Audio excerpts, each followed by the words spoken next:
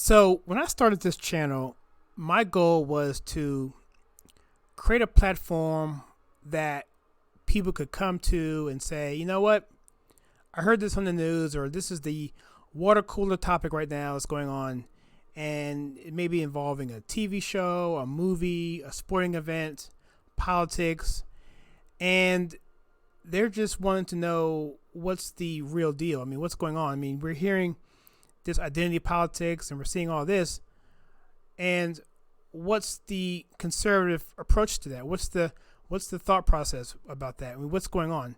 And this channel was basically trying to do that, to basically expose and highlight the identity politics that's being played all over the place now in culture, and put it out there and do it in a way that's in a family friendly environment, because my goal was to make sure that anybody could see it, whether it be my kid who is under 13 or some of my older kids who are over 13, or my wife, my pastor, my parents, such that they can come on my channel and not worry about seeing F-bombs and violence and, strictly adult content, which isn't what I'm trying to do. The point of this channel is to get the messages out there as quick as widely as possible. Unfortunately, with the Children's Online Privacy Protection Act, or COPPA, what we're finding now is that each channel now is going to have to make a decision on what they want to be, and it's going to lock them in. And if they don't make the right decision, there could be some serious implications, financial implications in that. And it's a challenging thing to talk about, but I do want to talk about it here. There's a video that I'm going to leave in a link below. It's right here. Check him out. It's Ian Corzine. He's a lawyer, a social media lawyer, and he does a much better job than I do. He goes through all the nuances of it. But for the sake of this video, I'm going to give the highlights of it, because I want to talk about how it affects this channel. And so, essentially, if we want to go into what the Children's Online Privacy Protection Act, or COPPA, is, it's something that came out effective April 21st. And I'm going to read here from Wikipedia. It says, applies to the online collection of personal information by person or entities under U.S. jurisdiction under children under 13 years of age, including children outside the U.S. if the company is U.S. based. It details what a website operator must include in a privacy policy, when and how to seek verifiable consent from a parent or guardian, and what responsibilities an operator has to protect children's privacy and safety online, including restrictions on the marketing of those under 13. So basically, COPPA is saying you can't market to kids under 13. Unfortunately, though, for Google, that's exactly what they did. And they were fined $170 million because of it. A parental advocacy group filed a complaint against them, and that complaint was upheld by the Federal Trade Commission, and they imposed a fine. And so now, Google, to get away from that, they're putting the onus now on content creators themselves. And there's a lot of problems with that too. So they're putting the liability onto the content creators. So now if you are uploading a video to YouTube, you must make a determination if the video is going to be for kids or if it's not going to be for kids. And that's the only choice you have.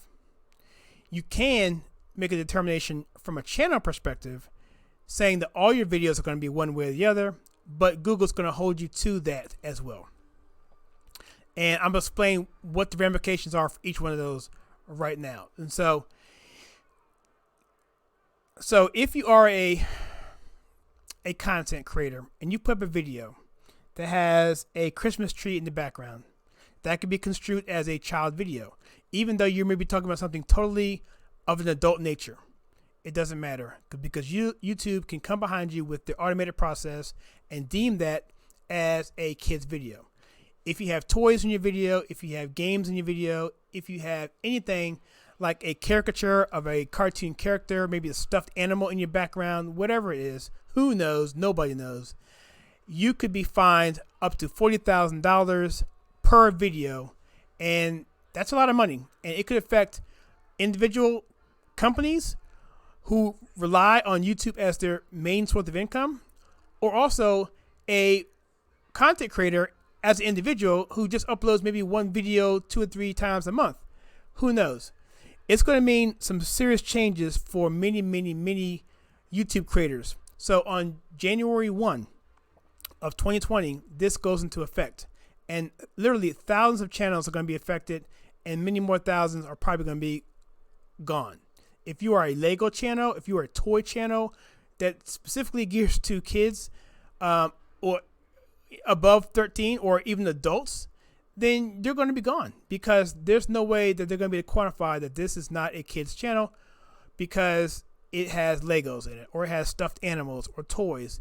And these toys could be $100 a pop. They could be collectibles. It doesn't matter. Who knows?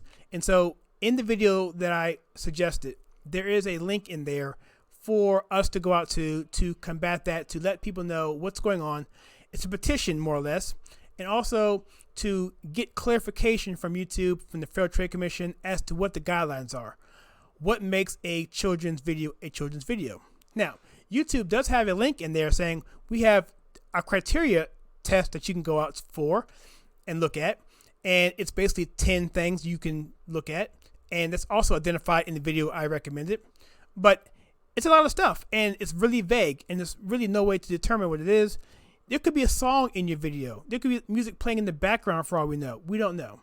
And we've seen now recently where people have channels doing super chat where they're having their subscribers who subscribe to that particular channel pay money.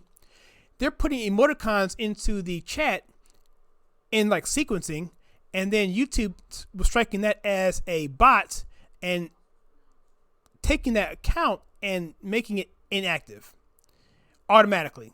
And so now I will say that that has been corrected since, but what I'm saying is that the point is that the technology is there, that YouTube can do that and has done similar things in the past. But in this time, there could be a $1 penalty to that if you violate this COPPA Act. And so, well, what if you make your channel all kids channel? Let's say, okay, so I'm not going to deal with that. I'm going to make this all my videos a kids video. Well, if you do that, guess what happens? You no longer have the ability to monetize that video.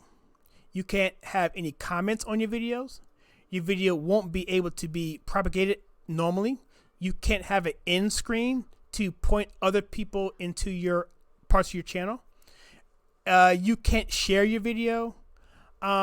It's basically you're in a black hole. And like I said, if you are trying to be a business, or you're trying to monetize your channel, or you have this part of your business model to make money and, you know, and to pay your bills and to live on, then you're pretty much going to be out of luck, because there's no way I see any way around it at this point. And so YouTube has gone as far as saying, if you don't know for sure, call your lawyer. I'm not kidding. Call your lawyer.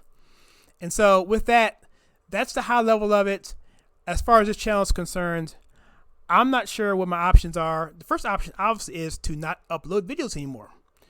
I'm not sure about that, but we'll see. It will affect other channels too. What about ministry channels? Channels that are for, you know, people who are doing ministry sites or just family-friendly content.